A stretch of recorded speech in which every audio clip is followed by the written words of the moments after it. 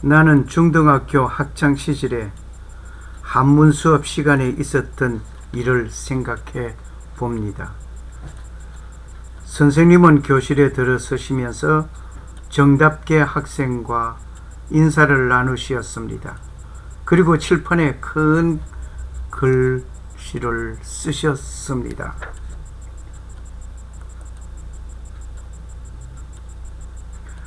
교실 앞쪽 벽을 가득 메운 칠판인데 4개의 글자만 큼직하게 쓰셨습니다.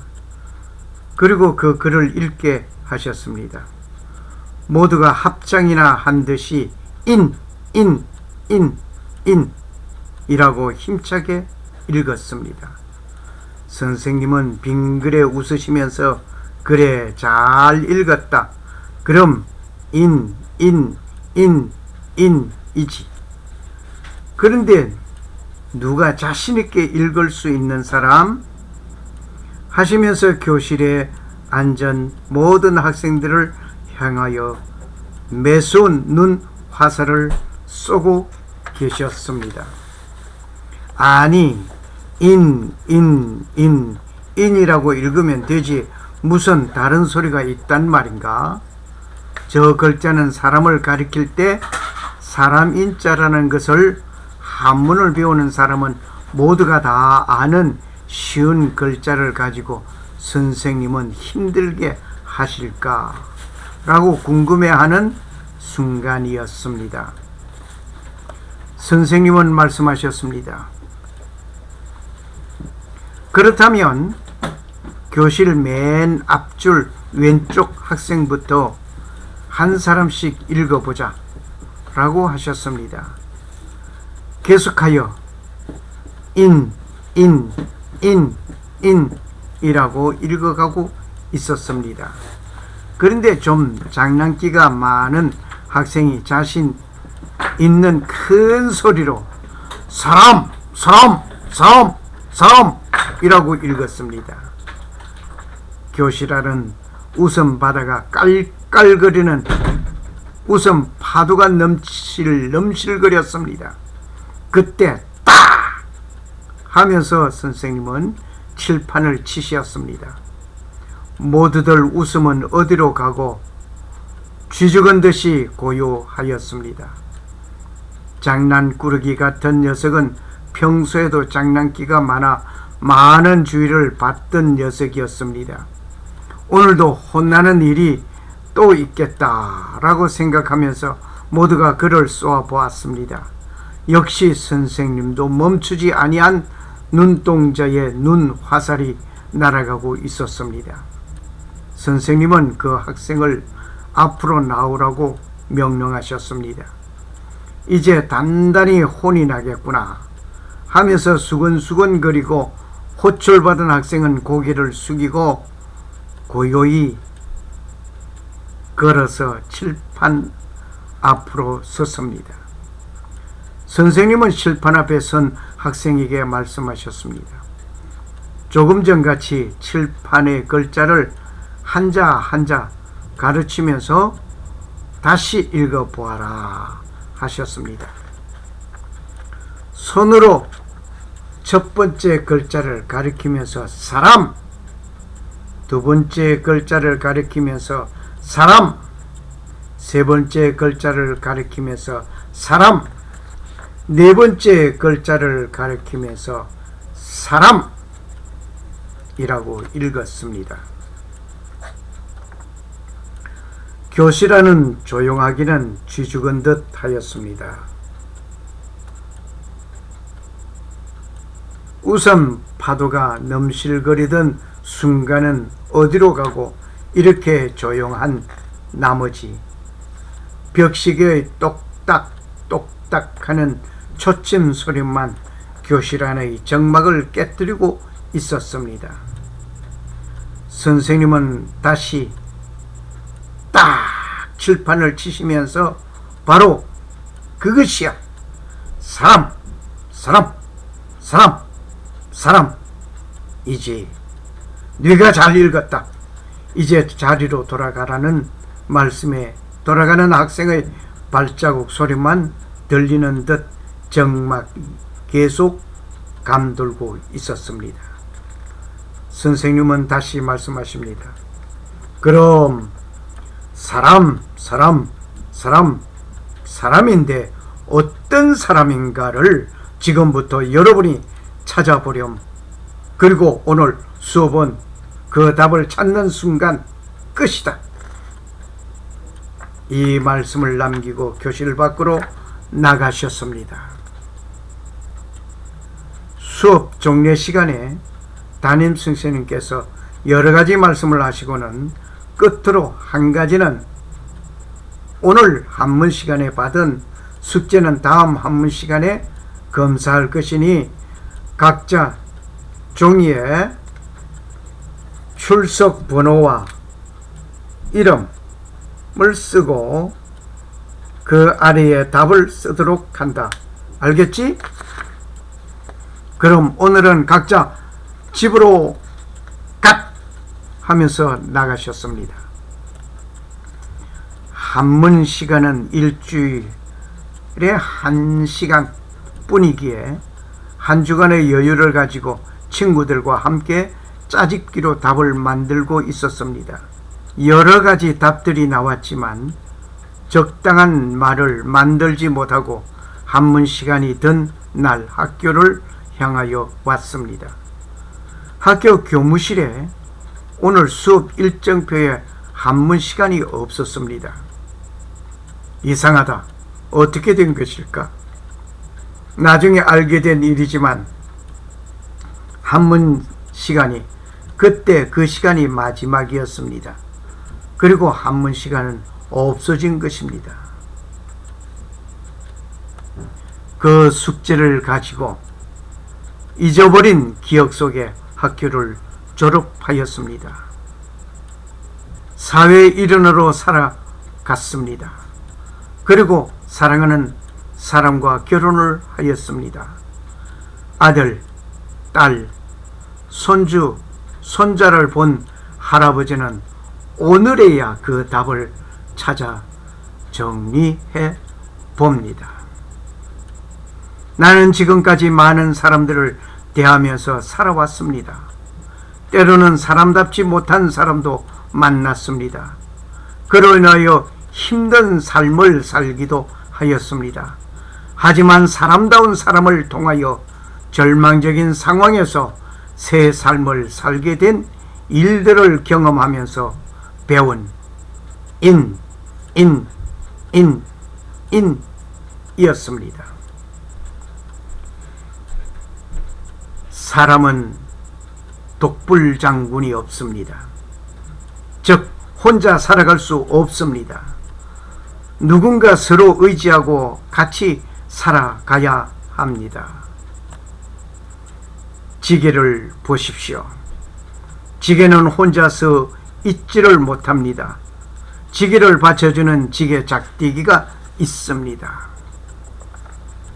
여기에 지게의 자세한 이름들을 우리가 봅니다. 세장 있고 가지가 있고 지게 가지가 있고 가지 위에 짐들을 실어 올리죠. 단계줄, 밀비, 동바, 목발, 그리고 새 고자리, 지게 고리, 단계목 등대. 그러나 총체적으로 볼 때 지게와 지게 작대기 둘을 생각하시면 되시겠습니다. 이와 같이 말입니다. 지게는 지게 작대기에 의하여 서 있습니다. 무거운 짐들을 잔뜩 짊어지고 작대기 하나로 그 지게는 서 있는 것입니다.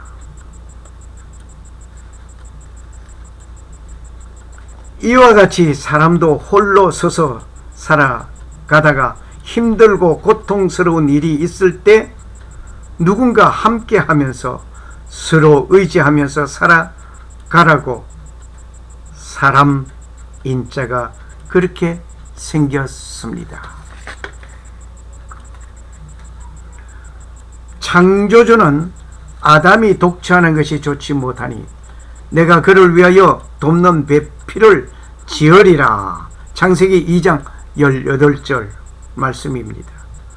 창조주는 아담의 갈비뼈를 이용하여 하와를 만들어 주셨습니다. 돕는 자는 힘이 있는 자입니다.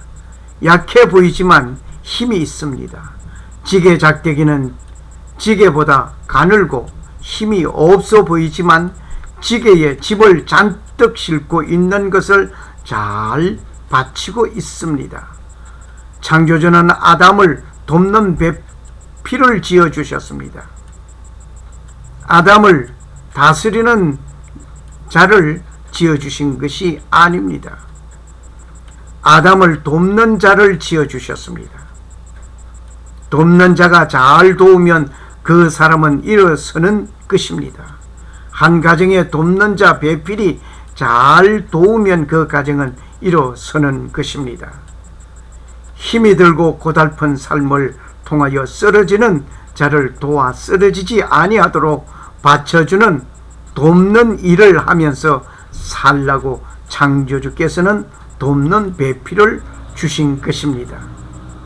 돕는 배필은 하나면 됩니다. 지게 작대기에는 하나만 필요한 것입니다. 창조 원리 안에서 살아가는 아름다운 가정이 되어야 하겠습니다.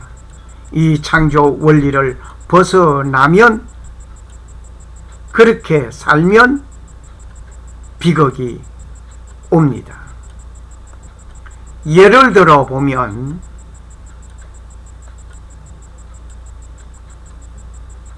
아브람은 무제한 가운데 하늘의 별과 땅에 바다에 모래같이 많은 자손이 있을 것이라는 축복된 말씀 속에 사라의 몸종을 받아 낳은 아들 이스마엘이 있었습니다. 사라를 통하여 낳은 아들 이삭을 통하여 인류 역사에 큰 오점을 남기는 일이 있습니다. 이스마엘은 인본적인 생각에서 육체적으로 맺은 결과의 아들입니다. 이삭은 하나님께서 원하시는 사라를 통한 약속의 아들이었습니다. 이 두 사이에는 형제의 싸움이 인류의 종말을 초래할 것입니다. 그리고 종교 전쟁이 종말을 초래할 것입니다. 이 비극은 말씀을 듣고 인간적인 방법으로 생각하고 행동한 결과입니다. 솔로몬, 다윗, 야곱, 롯, 한결같이 인간 방법대로 행하다가 비극을 초래하였습니다. 가정의 아내가 돕는 자가 아니고 지배자로 다스리는 자가 되면 힘든 가정이 될 것입니다. 어느 날 군목으로 근무하시는 목사님께서 설교 초입에 말씀하신 의미심장한 말씀이 생각납니다. 나는 병신입니다. 병신, 떡병자와 믿을 신자 하면 예수님은 생명의 떡이니 그 떡을 믿는 사람이 병신이기도 합니다. 그런데 그런 병신이 아니고 나는 병신입니다. 여러분, 나의 손가락이 10개이어야 하는데 9개가 있다고 한다면 뭐라고 생각할까요? 아니면 1개가 더 있다고 한다면 무엇이라고 생각할까요? 아무래도 정상인이 아니라고 하든지 병신이라고 말을 할 것입니다.